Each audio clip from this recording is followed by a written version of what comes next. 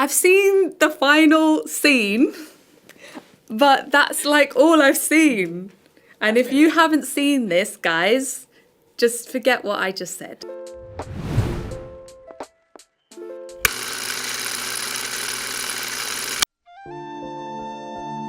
I was too young to watch Titanic, but I watched that film maybe 11 times in 1 year. I was 7. I'm pretty sure my parents skipped all the steamy bits. But I was addicted to watching that film, especially the end.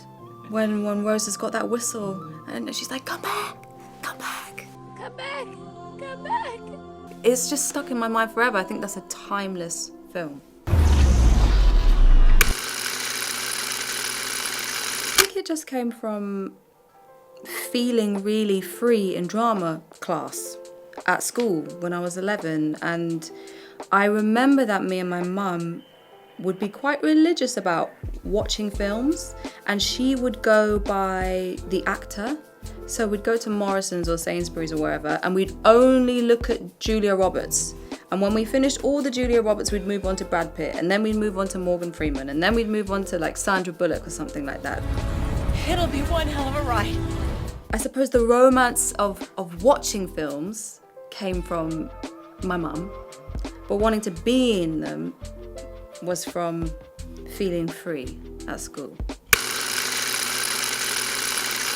I think it might be the discovery of his wife's head in the box in Se7en. What's in the fucking box? Give me the gun. He just told you. You lie!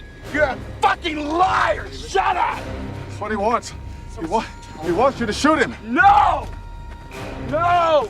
It's the writing, it's the performances, it's the music, it's the lighting behind Kevin Spacey's head when he closes his eyes and he's ready to die. It's just a really poignant, memorable scene. I think my favourite score is from The Green Mile.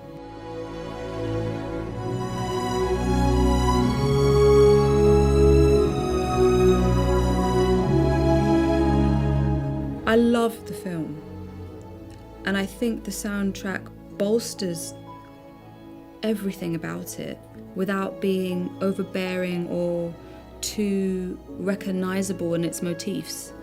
I know that if you were to put it on Spotify, I might not necessarily recognise it, but when I watch it with the film, the emotional impact it has on me is so strong. The Father. That, for me at least, was really educational in maybe understanding what it's like to suffer from Alzheimer's, dementia, and to be maybe a carer in that position. And I am sure that it opened a lot of people's eyes, that film.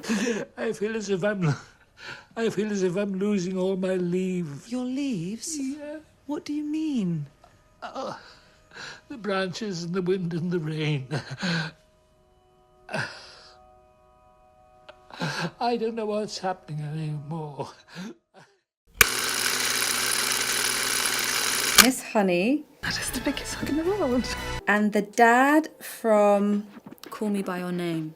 I think I'd really need him as a teen. He is so wise. How you live your life is your business. Just remember, our hearts and our bodies are given to us only once.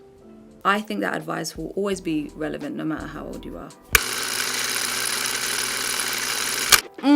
It's hard because I like casual. I just like casual as a person. I was thinking Tomb Raider, but it's pretty raunchy. Even the shorts they're short. I mean, if I was gonna do it, I'd do the Maleficent outfit. Well.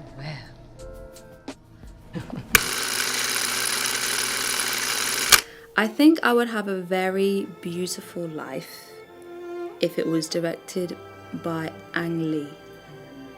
I think there'd be a lot of nature, rolling countrysides, beautiful landscapes or mountains or fields. I think something epic could happen, and that if I had to die, it would be quite beautiful.